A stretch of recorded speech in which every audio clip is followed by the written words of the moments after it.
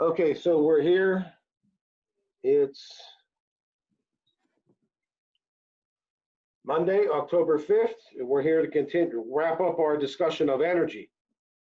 All right, and just to review a little bit here, we saw last class, energy is the ability to do work. And we saw that energy can be divided into two broad categories, which was kinetic and potential energy. And we saw kinetic energy was the energy of moving objects. And so any object that's moving has kinetic energy, potential energy. It comes from two sources: energy stored in an object, like a spring. Okay, so that's mechanical potential energy, or due to position. Okay, stored in an object due to position or composition. So composition would be like fuels, again, like propane, butane, or for that matter, the fuel in an atomic bomb or nuclear bomb, uranium or plutonium.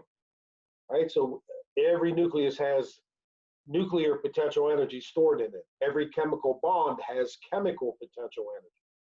Okay, some have more than others. All right, but fuels, the reason we use certain chemicals as fuels is because they have a lot of chemical potential energy that can be easily accessed. For example, by burning hydrocarbon, okay, we can get at that chemical potential energy. Okay, and we said the conservation of energy, we can convert energy from one form into another, but the total amount of energy in any physical or chemical process must remain constant. Again, we can convert it from one type into another. And I want to mention two particular types of energy. One is kinetic and one is potential. Okay, we mentioned one particular type of kinetic energy, which was thermal energy. And thermal energy is the energy associated with the random vibrations or motions of atoms or molecules. So when we said in solids that atoms just vibrate back and forth around fixed average positions, the energy that they have to do that is thermal energy. Or gas molecules zipping around their container, that's thermal energy. Okay, and then we saw a particular type of potential energy, which is in an introductory chemistry class we're interested in, is chemical potential energy. And again, that's the energy stored in chemical bonds. All right, so those are the two main types we're interested in. Now, we want to take a look at energy associated with physical or chemical changes in energy. So let's take a look at a very simple one here. So let's look at the combustion of propane gas. Actually, I might have to write a little smaller here. Okay, we'll be okay there.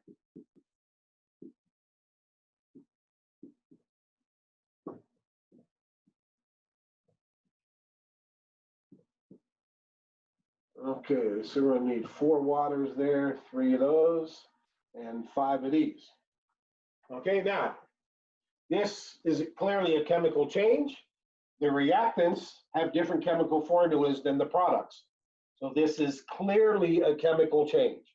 Again, the reactants have different chemical formulas from the products. Okay, now, what about the energy associated with this? Well, this is propane. So we're burning propane here. So when you burn propane, okay, the chemical reaction, is it absorbing energy or is it releasing energy when you burn a hydrocarbon, like propane? It'd be releasing. You're releasing energy. I mean, you burn propane to warm up your house or to cook your food. Okay, so we're going to put energy on this side. And hopefully you can see that in red. Yes. Okay, so energy gets released during this process.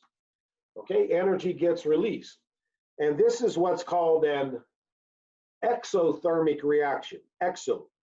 That prefix exo means outside.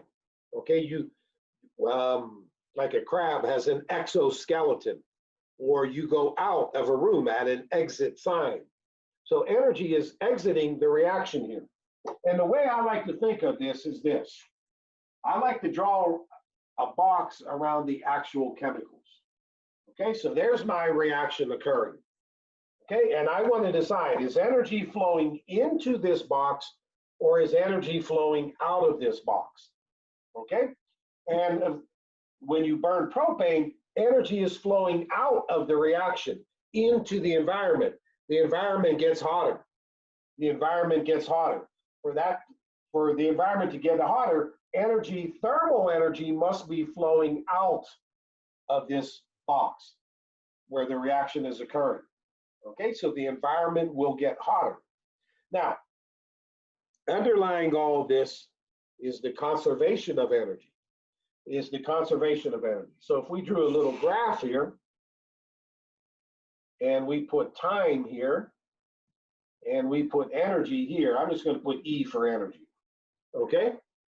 So if we looked at this as a function of time, now I'm just going to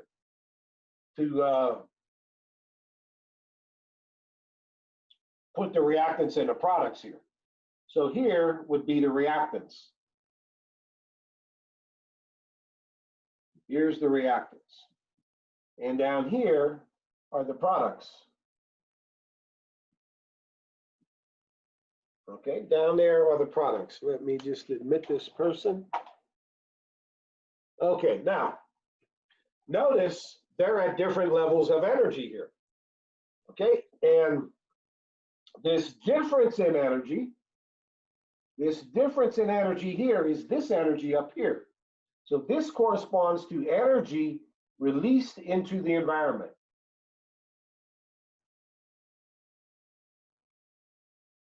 Okay, energy released into the environment.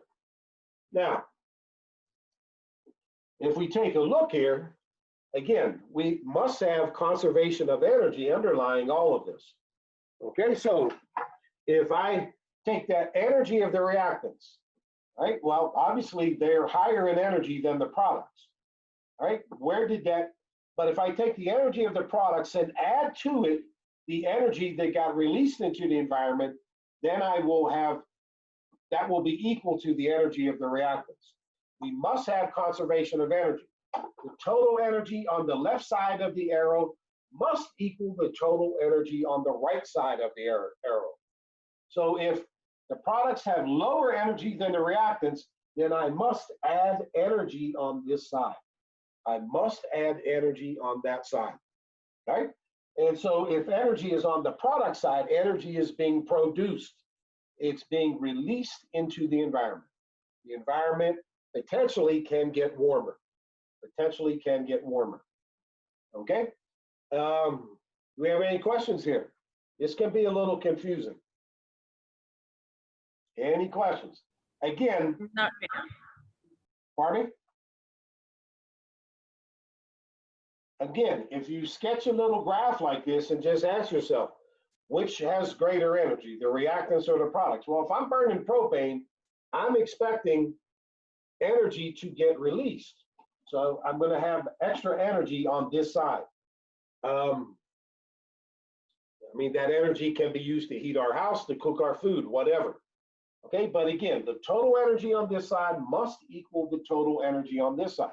So a way of thinking about this is the chemical energy stored in the bonds of propane and oxygen molecules is greater than the chemical energy stored in the bonds of water and carbon dioxide. Okay, so we're also seeing a transformation of energy here, because here, where does this energy come from that gets released into the environment? It comes from the chemical bonds here in propane and molecular oxygen. So the chemical potential energy is converted into thermal energy that gets released into the environment. Right? So not only do we have conservation of energy, but we have a transformation of energy from chemical potential to thermal energy that gets released. Okay, any questions or comments here? Any questions or comments? So again, what happens in an exothermic? Well, the reactants have greater energy than the products. right? Energy gets released into the environment, and there's a good chance, depending on how much energy gets released, there might be a noticeable increase in the temperature of the environment. And again, I like to draw a box around this and ask myself, is energy flowing into the environment, into the box from this side, or is it going out of the box on that side? That helps me to understand whether or not the reaction is exothermic or the opposite. Okay, we'll do the opposite here in a moment. Okay, any questions or comments? Any questions or comments? No. All right. So let me erase this, and let's look at the opposite case. Well, it's nice to have somebody actually answer. I asked a question at the high school. It's like talking to the wall. Let's see.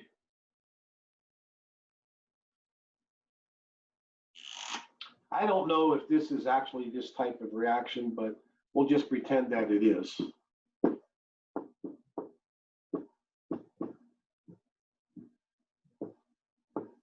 Okay, so now we're going to assume here, let's draw a box around the reaction, the actual chemicals. Okay, and let's assume, now I don't know if this is actually endothermic or what, but we'll just pretend that we have to add energy on this side. Right, we're going to add energy on that side. Okay, and so here, energy is flowing from the environment into the reaction vessel, all right, into the reaction chamber, vessel, whatever you want to call it. Energy's leaving the environment and going into the reaction vessel, right? So that means that if we just look at in terms of what's in the box, let's draw another graph here. All right, so time and energy, all right, that means that the products have greater energy than the reactants do. So I can put the products here, because if we take a look here, I have to add energy to sodium and chlorine, molecular chlorine. I have to add energy to those to get them to equal the energy of the product here. So the products here are higher in energy than the reactants. They are higher in energy than the reactants. Okay? And this amount of energy here, the difference in energy, this is energy absorbed from the environment. Okay, I'm just going to put energy absorbed, but it's got to be absorbed from somewhere. It's absorbed from the environment. It is thermal energy absorbed from the environment. So if the environment is losing thermal energy, what can you conclude is going to happen to the environment? If the environment is losing thermal energy, it's going to get colder. It's going to get colder. It's going to get colder. Very good. It's going to get colder. So when thermal energy is released into the environment, as we saw in the exothermic, the environment is going to heat up, right? But if thermal energy is absorbed from the environment can get noticeably colder. Noticeably colder. Okay, and you know, there's actually an example in the general chemistry book where you mix barium hydroxide octahydrate with, I believe it's ammonium chloride. And they're two solids. You don't have to put them in water and dissolve them to get the reaction to occur. And then you have a beaker of water there, and it freezes the water in the beaker. And I actually tried that experiment. It didn't do anything whatsoever. I don't know what I was doing wrong. But that's actually a classic example of this sort of reaction, which is called, what kind of skeleton do you have?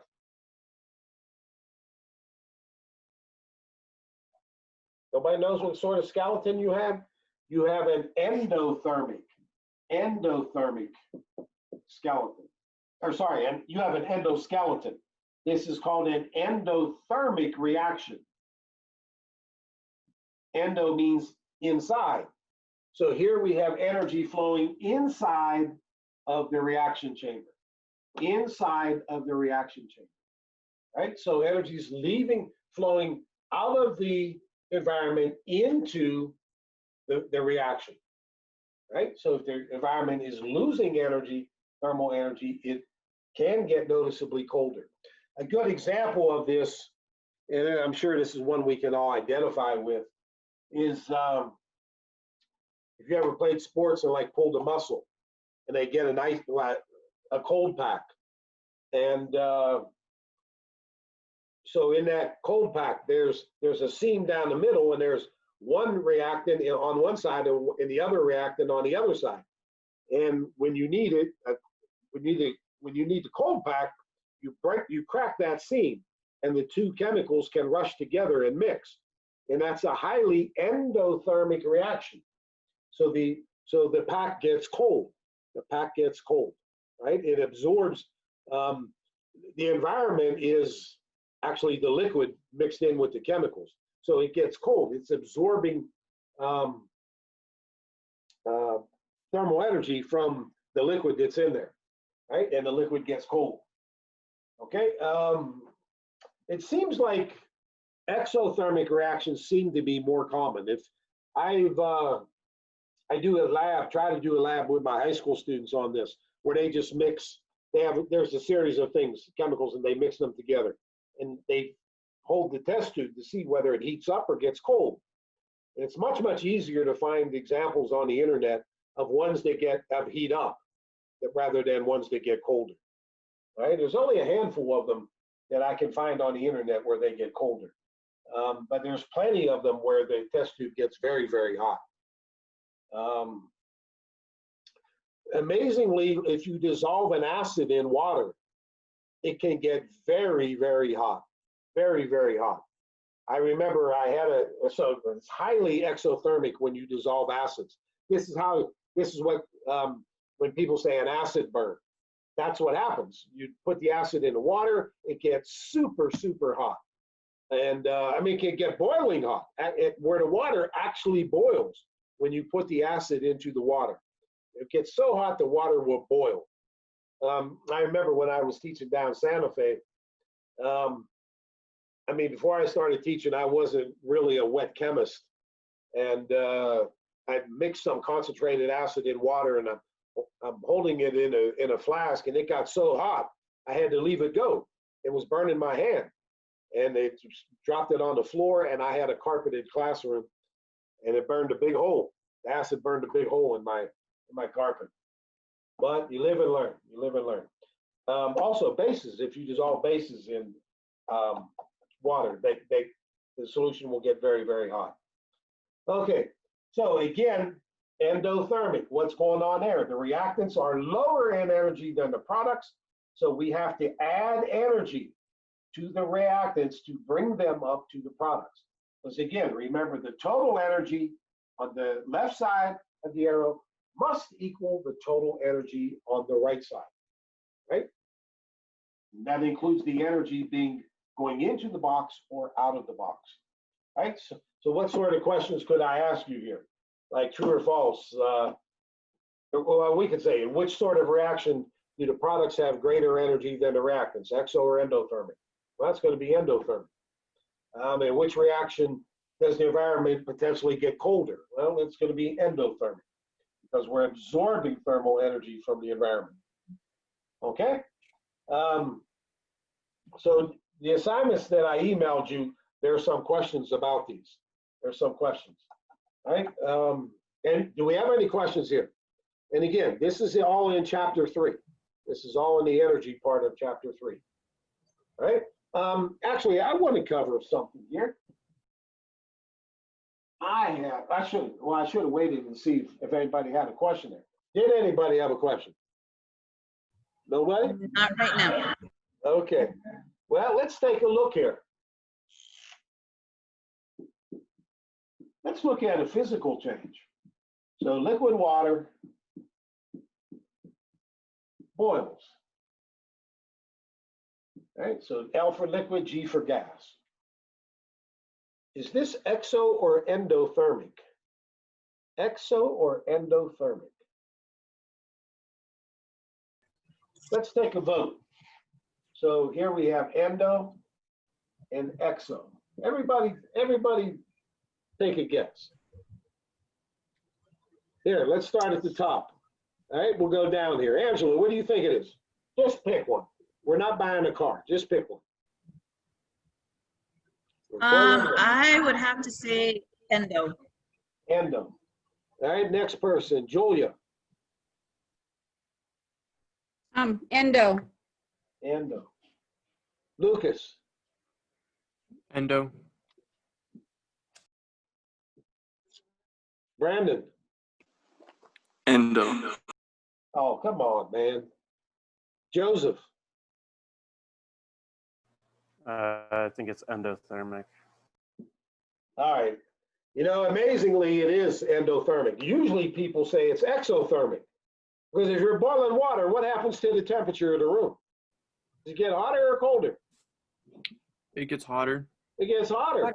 How does that happen if this is but you all said this is an endothermic reaction.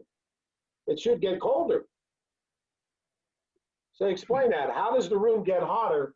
But then if you all said this is an endothermic reaction. How does the room get hotter? Because the transfer of energy Because from it takes a lot of heat source. energy. Still haven't heard the answer. If you want to boil It takes a lot of water- energy to turn the water into a gas. All right. If you want to boil water, what do you have to do? You have the water in the pan. Then what do you have to do? Add heat. You put it over a flame, right? The flame is the environment. The flame is the environment. The water molecules are stealing thermal energy from the flame. All right? I mean, what molecules have greater energy? The gas molecules or the liquid molecules? The gas molecules have greater energy. So I had to add energy to these liquid molecules to turn them into gas molecules. I had to add energy. So the liquid molecules have to absorb thermal energy from somewhere. Where do they do it? Where do they get that thermal energy? From the flame. That's why when you want to boil water, you got to put the water over a flame, right? Because that way the liquid molecules can absorb thermal energy from it. Now that still doesn't explain why the room heats up. Well, because boiling water is pretty highly inefficient when you're doing it over a flame, right? When you're boiling water over a flame, does all of the thermal energy from the flame go to the pan of water? No, a lot of it goes into the room, right? It's warming up air molecules in the room. So a lot of the thermal energy from the flame, most of it does not go to heating the water molecules. It goes to heating air molecules in the room. That's why the room gets hotter. That's why the room gets hotter, right? But again, this is an endothermic reaction. And again, just think about it. Are the liquid molecules higher energy or the gas molecules higher energy? So if we draw a graph, right, the liquid molecules are lower in energy. The gas molecules are higher in energy. That must mean, if this is energy, that must mean the liquid molecules absorb thermal energy, right? They absorb thermal energy. I can't believe you guys. Every semester, people say, "Oh, it's exothermic. The room, the water's hotter. The room gets hotter. It has to be exothermic." No, it's not. Now, if we go the other way, let's just do this real quick, and then we need to move on. Let's look at the reverse, where we have liquid water, and we're going to turn it into ice. All right?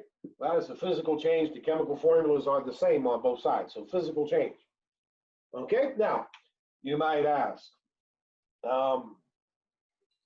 is this exo or endothermic? Well, people always say, well, ice is colder than water, so this must be endothermic. This must be endothermic. Ice is colder than water. But think about it for a minute. Again, let's make a little graph and ask yourself, what molecules have higher energy? Water molecules or ice molecules? Right? Well, water molecules have greater freedom of motion than solid molecules do. Solid molecules are just sitting there and vibrating. The liquid molecules can roll or slide over each other. These have greater energy. So here's the liquid. It has the greater energy. Here's the vapor or the gas down here. So this difference is energy released into the environment. It's energy released. This is actually an exothermic reaction.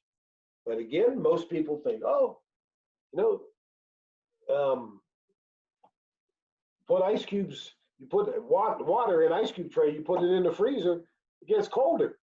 But remember, the job your refrigerator is doing. Your refrigerator is taking away this thermal energy from the liquid, right? It's taking away thermal energy out of the freezer, right? So that it is in fact an exothermic reaction, an exothermic reaction. Okay, again, this kind of is kind of counterintuitive to everything that we would think about in everyday life. Okay, any questions here? Any questions? All right, so No. given something like this, you should be able to identify whether it's a chemical or physical change, just like the conservation of mass problem. What are the reactants? What are the products? And if I put energy on this side, you should be able to tell me, is it exo or endothermic? Which has greater energy, the reactants or the products? What will happen to the temperature of the environment? You should be able to answer those three questions, okay? So again, four questions. Is it exo or endo? What has greater energy, reactants or products? And what will happen to the temperature and environment? Again, I guess that's only three questions, okay? In addition to what are the reactants and the products? All right, no questions here. All right, so that kind of wraps up, is a pseudo ending point for a discussion of energy, but we still have one more thing to talk about, which is the relationship between thermal energy and temperature. The relationship between thermal energy and temperature. Okay, and there's a similar relationship between mass and matter. Mass and matter. So the first half of the chapter was on matter. And mass is a measure of the amount of matter in an object. Mass is a measure of the amount of matter in an object. Right? So what's the relationship between temperature and thermal energy? I'm not going to write this out, but temperature is a measure of the average thermal energy. A measure of the average thermal energy of the particles in an object. Right? It's a measure of the average thermal energy of the particles in an object. Okay? If I remember correctly, our book kind of makes a little mistake there. If I remember correctly, it's been a while since I looked at the book. If I remember correctly, it says that thermal energy is a measure, temperature is a measure of the thermal energy in an object. That's not true. It's a measure of the average thermal energy of the particles in an object. Okay, of the particles in an object. For example, you can have a big steel beam that's at 20 degrees Celsius. All right, and you can have a little steel rod that's at 500 degrees Celsius. Which one has greater temperature? Well, obviously the one that's 500 degrees, right? But which one has greater thermal energy? It can actually be that colder one because it's so much bigger. It's so much bigger. It has many, many more particles. So if you sum up the thermal energies of all those particles, it can actually end up having more thermal energy than the hotter rod. Okay, but if you ask which one in which of the two, the cold big beam or the little rod, in which one do the particles have greater average thermal energy? It would be the hotter one, right? It would be the hotter one. So again, Temperature is a measure of the average thermal energy of the particles in an object. Okay? All right. Make sure you know that. All right. So actually, before we depart from that, it's worth mentioning that the only difference between a cold day and a hot day, a cold day in January versus a hot day in July or August. Right? Well, the temperature is hotter in July or August than it is on a cold day in January. But we just said temperature is a measure of the average thermal energy of the gas, of the air molecules. Okay? So all that means is in the summer, the air molecules are moving a heck of a lot faster than the air molecules are in January. Right? That's the only difference. The air molecules are moving faster in the summer than they are in the wintertime. Right? So as a result, it's hotter in the summer than it is in the winter. It's just it's only a matter of how fast the air molecules are moving. Okay, this is a very similar thing. If you were to pick up a hot metal pan or a hot metal rod, you get burned. Why do you get burned? All right? Why do you get burned? Well, that hot rod that you're grabbing, the atoms that are vibrating, they're vibrating super fast because the rod is really hot. All right? So the average thermal energy of the metal atoms in the rod is rather high. When you pick it up, when you grab it, some of that thermal energy gets transferred to your skin, and your skin burns. Your skin burns. Okay? All right.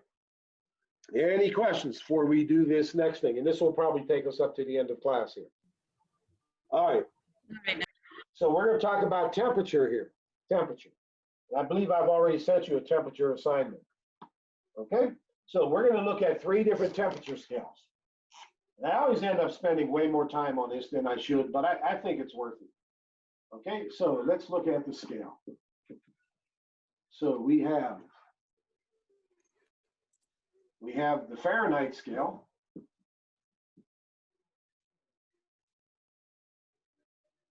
I'm going to run out of room here. We have the Celsius scale, and we have the Kelvin scale. So those are the 3 main temperature scales. All right. And let's see here. Let's look at the boiling point of water. So I'm going to put boiling point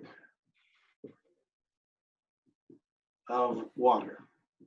All right. Well, on Fahrenheit, it's 212. On Celsius, it's 100. And on Kelvin, it's 373. You know, actually, before we did that, I should have put what the unit is. What the unit is on each of these scales. The unit, and then we'll do the boiling point. So on the Fahrenheit scale, the unit is the degree Fahrenheit. Degree Fahrenheit. On the Celsius, it's degree Celsius. Does anybody know what it is on the Kelvin scale? What the unit is on the Kelvin scale? Everybody knows? No. It's actually the Kelvin. The Kelvin. Okay, so now we're going to do the boiling point of water.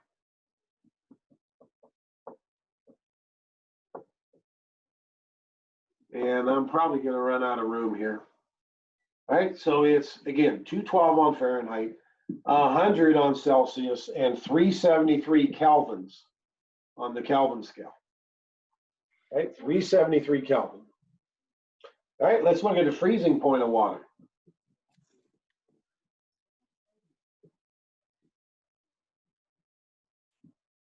I don't know if you guys can see this. Actually, camera seems to be working okay today. Okay, the freezing point of water of Fahrenheit is what? Oh, come on, somebody answer. 32. 32. 32. 32. And on the Celsius? 0. 0. And it's 273 kelvins. 273 kelvins.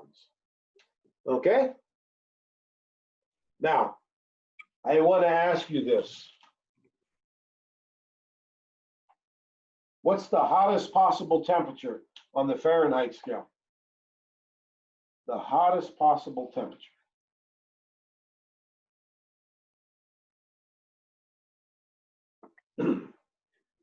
Is there a hottest possible temperature? The answer to that is no.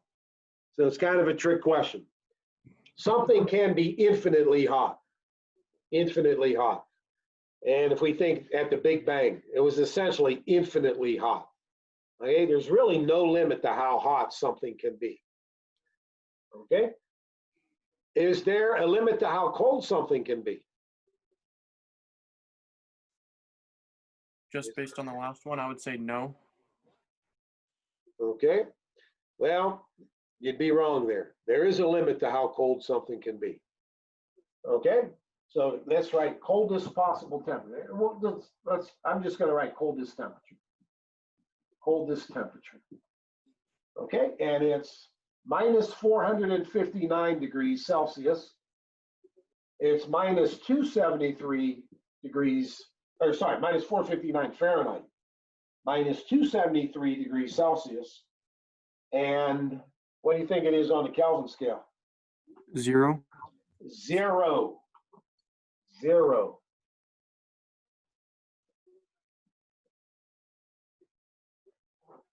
So when you hear the term absolute 0, they're talking about the coldest possible temperature on the Kelvin scale.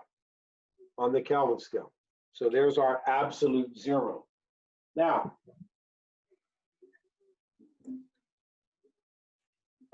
which of these three temperature scales do you think is the standard scientific scale? Which of these three? Wouldn't it be Kelvin? It's the Kelvin scale. And if you think about it, it makes the most sense. Now, I will tell you, Fahrenheit was the first guy to come up, Daniel Fahrenheit, first guy to come up with a reliable thermometer. And this was actually a major, major achievement. Prior to Daniel Fahrenheit, all you could say is, wow, it's really cold today, or wow, it's really hot. You had no idea. So like in August, you had no idea whether it was hotter today than it was yesterday. There was no way to tell. Or in January, okay, a cold streak comes through. You didn't know if it was colder today than it was 3 days ago. There was no way to tell until Daniel Fahrenheit came up with his thermometer. And it gave reproducible results. So water always boiled at 212 with his thermometer, assuming you were at sea level. Okay? Now, years later, the Celsius scale was developed, and we can see here that the guy that developed the Celsius scale, and if I remember, his name was Celsius. I have a picture of him up in my classroom. I have a picture of all three of these guys up in my classroom at the high school. Well, you can see what Celsius did. He said, whatever the boiling point of water is, I'm calling that 100. Whatever the freezing point of water is, I'm calling that 0. All right, so he used water as the standard reference point for it. You may wonder, what the heck, where did Fahrenheit get these numbers? What was his reference point? Well, believe it or not, his reference point also was water, but Celsius's was pure water, whereas Fahrenheit's was what was called brine water. Brine water. Do we know what brine water is? It's very salty, very salty. So like brine shrimp. Ocean? Say again? So brining is a The highly- ocean? I'm sorry, say it again. I didn't hear you.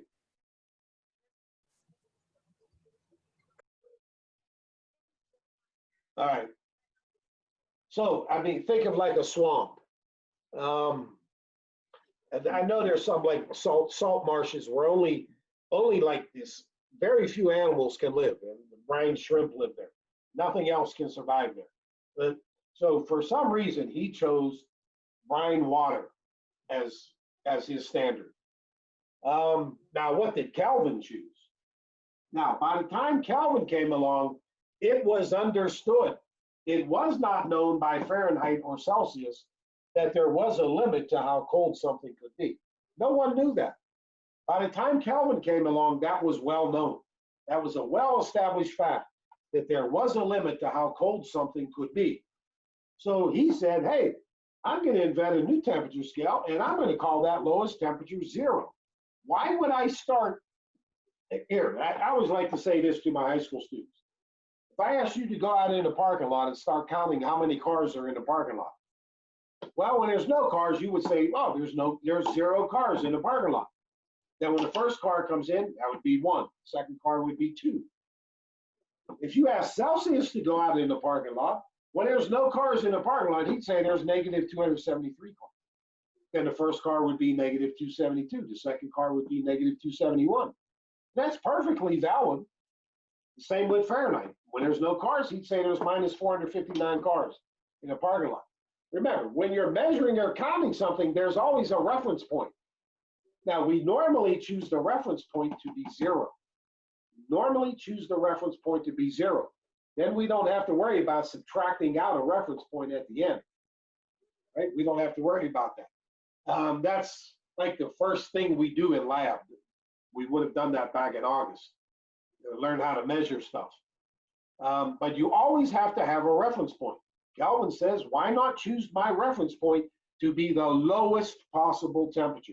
So this is why scientists have chosen the Kelvin scale to be the standard, because it makes the most sense. If you're going to start counting from 0.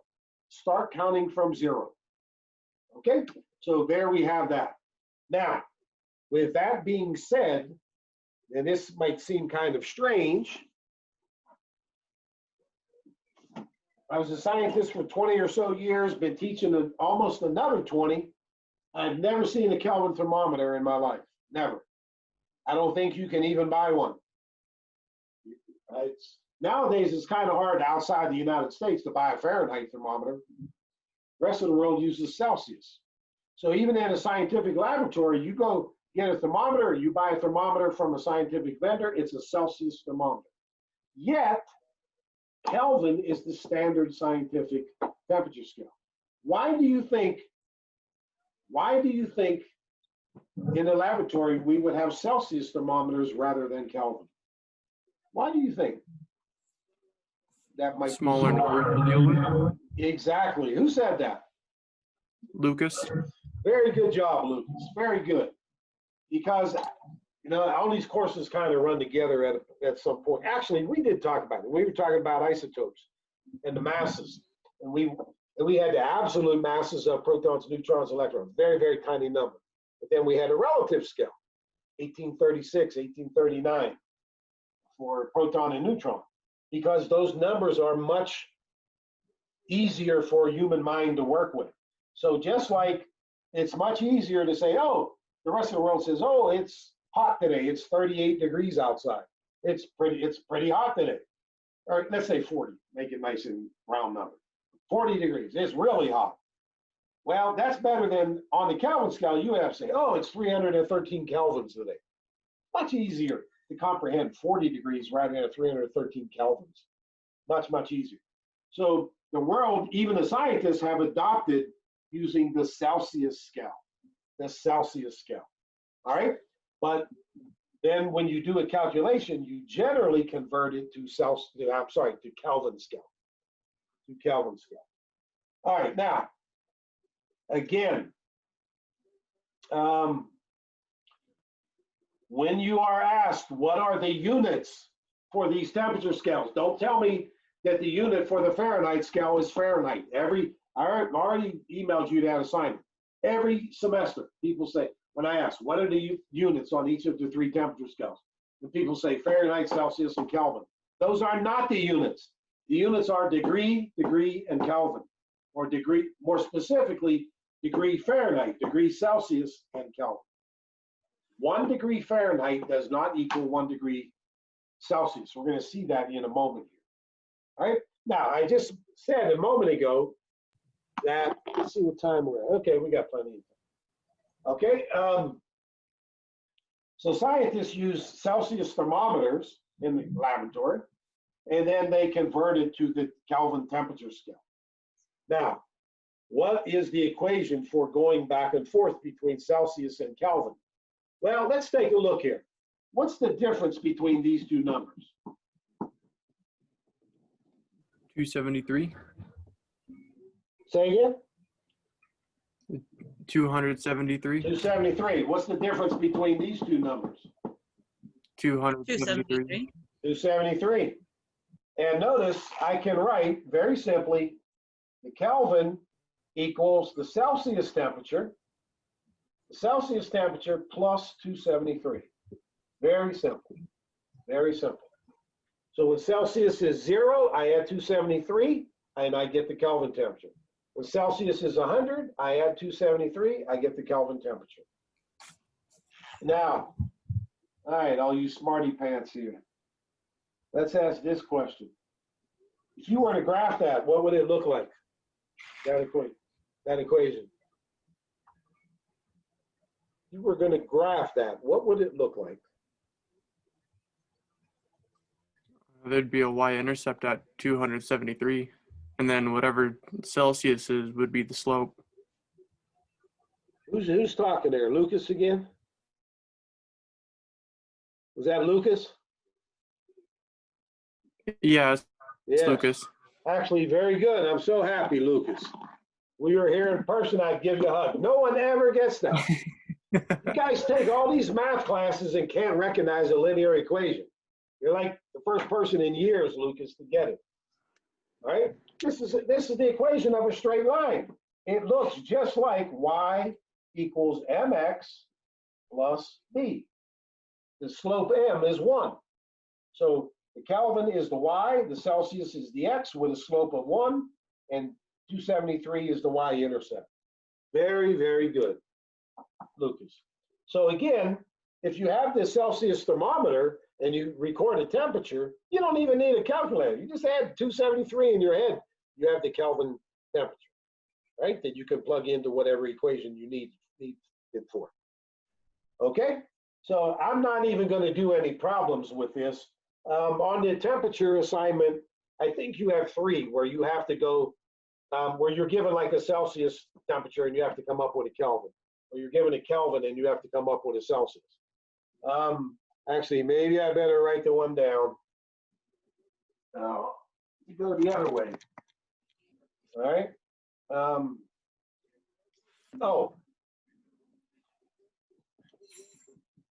We're going to prove something right here real quick. And I wish I had more room to work. Okay, well, you guys have this table written down, right? You guys have this table written down. So, Yes. when I'm going to erase this up here. It's kind of a shame to have erased that because we're going to actually need it, but I need room now, though. So we have K equals C plus 273. All right, so I'm going to erase this here. And we're going to discover something. We're concerned with the relationship between a degree Fahrenheit, a degree Celsius, and a Kelvin. All right, so let's take a look. When Celsius equals 0, right? Well, Kelvin equals 273. When C equals 0, K equals 273. Let's try when Celsius equals 1. Well, then 1 plus 273 equals 274. So K equals 274. Right? So why am I bothering to do this? This is proof that a temperature change of 1 degree Celsius is identical to a temperature change of 1 Kelvin.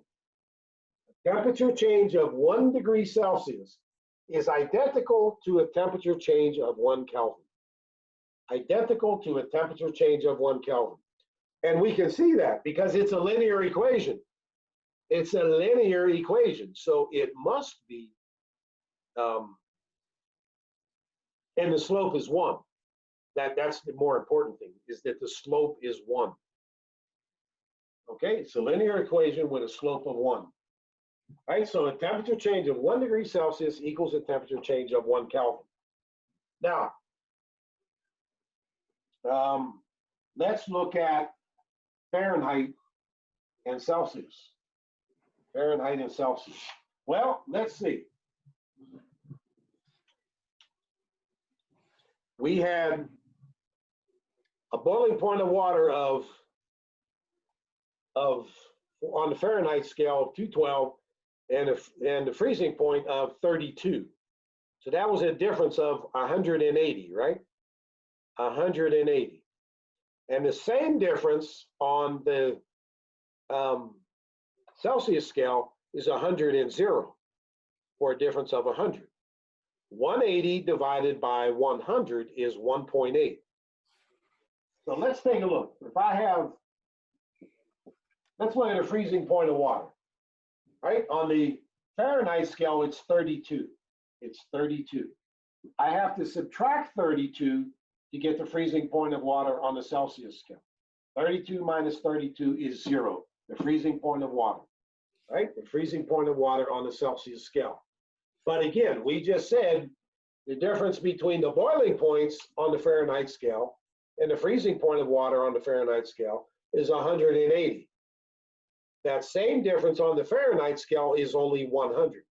180 divided by 100 is 1.8. Right? So a temperature change of 1 degree Celsius is equal to a temperature change of 1.8 degree Fahrenheit. I'll say that again. A temperature change of 1 degree Celsius is equal to a temperature change of 1.8 Fahrenheit. 1.8 Fahrenheit. So Fahrenheit is actually a finer scale than Celsius is. It's a finer scale. It's almost twice as fine as the Celsius scale. Okay? So here's our equation for converting between Celsius and Fahrenheit. Here's our equation for converting between Celsius and Fahrenheit. So let's just look at a simple problem here. I'm going to do 2 problems, and hopefully, because I know, my experience has told me, most students don't know how to rearrange an equation. So, what?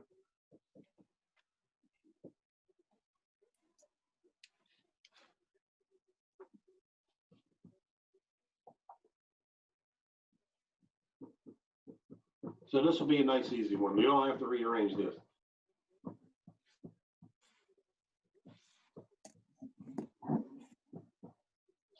Corresponds to, let's say, I don't know, 86 degrees Fahrenheit. Okay? Well, let's see. I'm looking for Celsius temperature. So Celsius equals a question mark. And I know the Fahrenheit is 86 degrees. Okay? So I know this equation. I usually like to use different colors, but students at the high school have been telling me they can't see any color when I write other than black. F minus 32 divided by 1.8. Okay, so let's see. I know the Fahrenheit temperature. I don't know the Celsius temperature. Can we plug the numbers in? Yes. Yes, because our unknown is on it is in the numerator and by itself. So we can go ahead and plug the numbers in. So C equals 86 minus 32 divided by 1.8. And let's see, my calculator's over here. I got 30.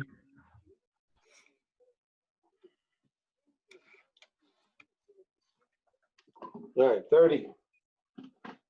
So C, Celsius temperature is 30 degrees.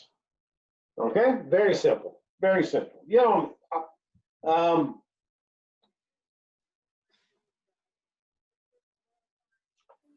one place I see where students screw this up, even though this is an extremely simple calculation. You have to, when you're doing this on a calculator, it's 86 minus 32 equals divided by 1.8. If you do 86 minus 32 divided by 1.8, you're going to get the wrong answer.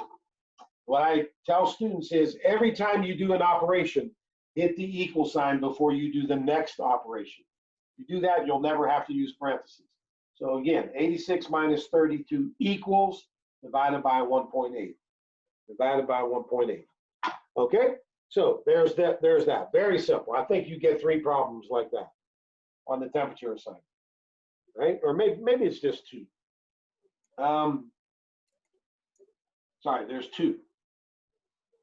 Now, let's look at the opposite. Let's look at the opposite, where we know the Celsius and have to find the Fahrenheit. So,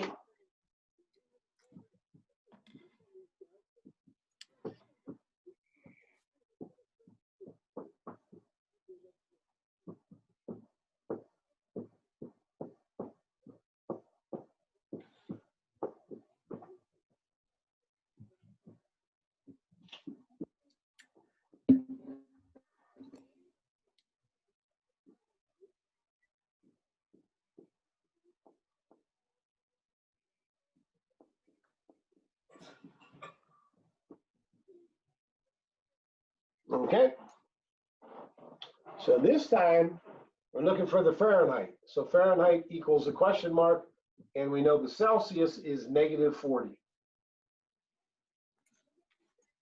-40. So what equation do we have? Well, Celsius equals Fahrenheit minus 32 divided by 1.8. We're going to check off what we know and what we don't know.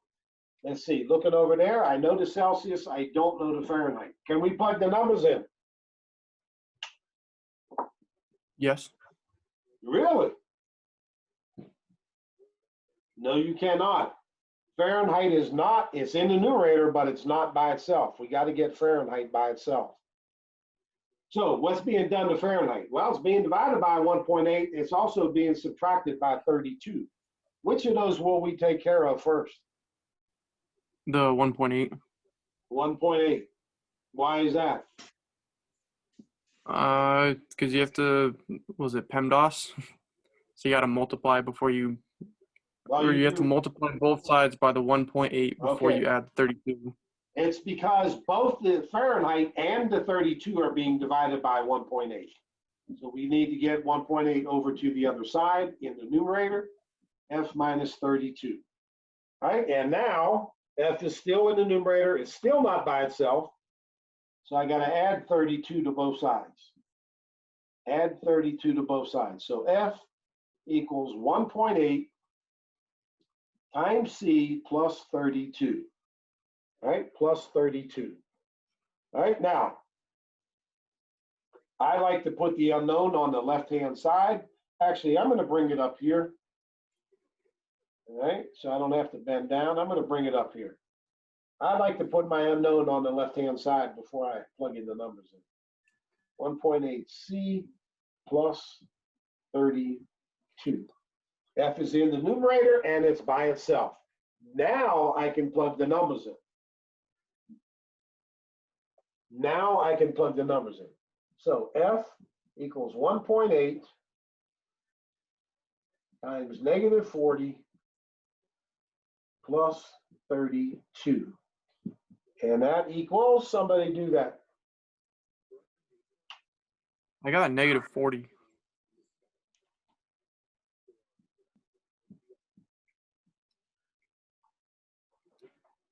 Okay, now, notice that was also the Celsius scale. -40 is the one temperature where the numerical value on the Celsius and the Fahrenheit scales are the same. It's the one temperature on the Celsius and the Fahrenheit scales where the numerical value is the same. There's only one.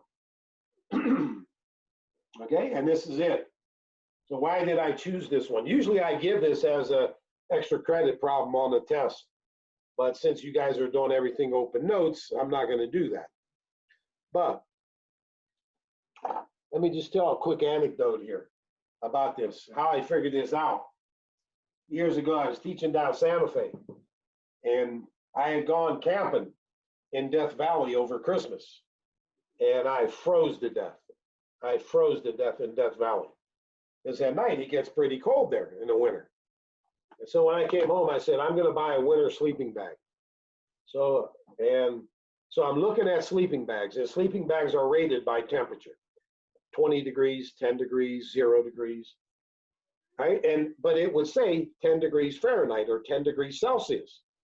It would say 0 degrees Celsius or 0 degrees Fahrenheit. Then I saw minus 40 bags and it just said minus 40. It didn't say whether it was Fahrenheit or Celsius. And I'm like, what the heck is going on here? Why doesn't it tell me whether it's Fahrenheit or Celsius? So I was teaching temperature conversions in my physics class there. And so I sat down and I figured it out. And I said, this is why it doesn't say Celsius or Fahrenheit, because it's the same number on both scales. But that drove me crazy for a couple of days until I figured out, I plugged the numbers in and figured it out. I figured it out. Okay? So if you go to buy a sleeping bag, now you know. Now you know.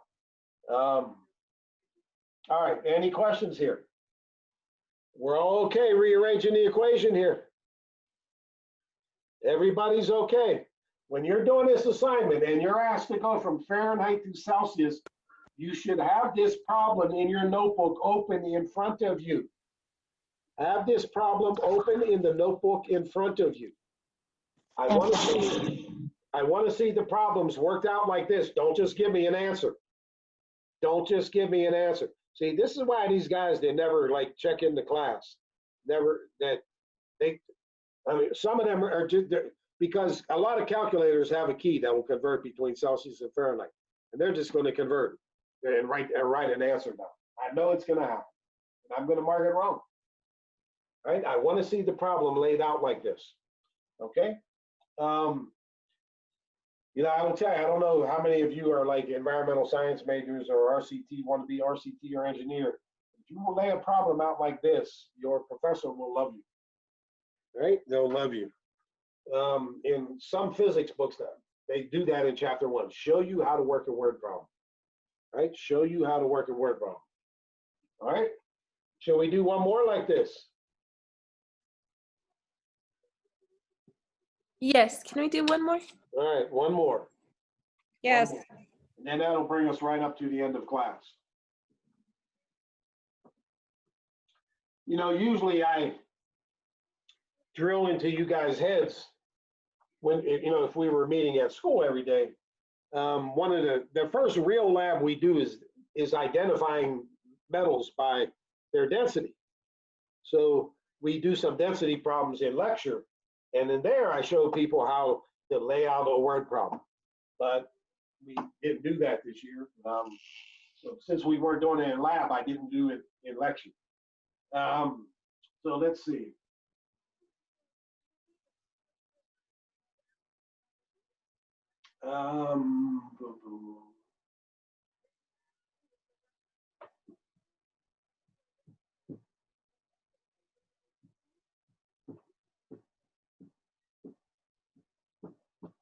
I hope this isn't on the assignment I gave you.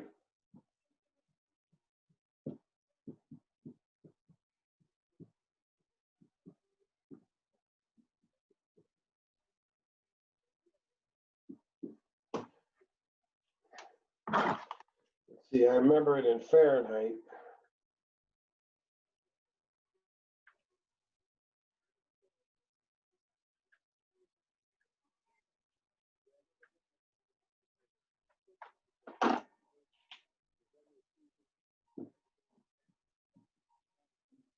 And this is in Vladivostok in Antarctica.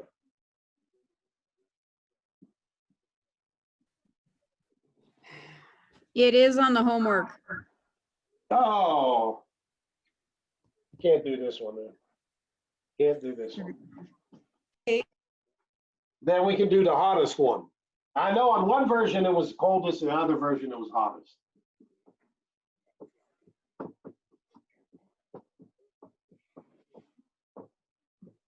Thank you.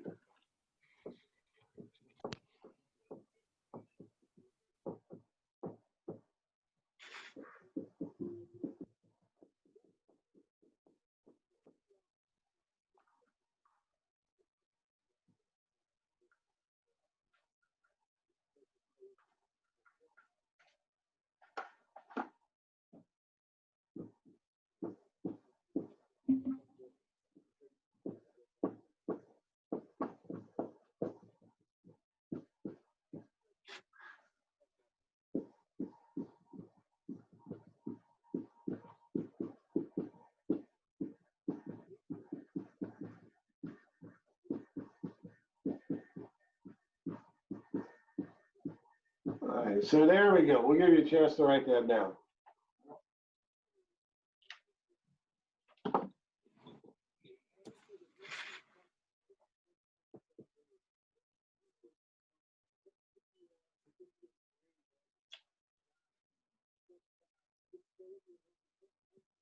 So I'm just going to write on the right-hand side what's given to us. So the Celsius equals 57.8 degrees, and the Fahrenheit equals a question mark.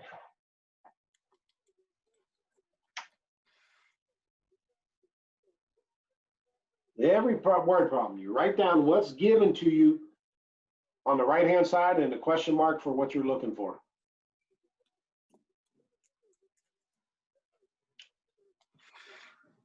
I hope I can get my printer running again.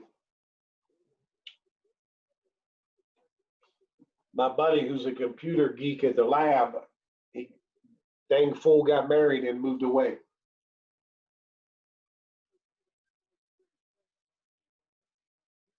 Okay. So here's our equation. C equals F minus 32 divided by 1.8. And so I look over there. I know the Celsius and I don't know the Fahrenheit. So I ask, is Fahrenheit in the numerator? Yes, it is. Is it by itself? No, it's not. So I need to rearrange the equation. And I'm going to move the 1.8 over to the other side. We change sides. It goes from denominator to numerator. Right? So it was F minus 32. Okay. Now I ask the question again, is F in the numerator? Yes, it is. Is it by itself? No, it's not. So I got to add 32 to both sides. All right, add 32 to both sides. So underneath I write what's left. F equals 1.8 times C plus 32. And again, I like to put my unknown on the left-hand side.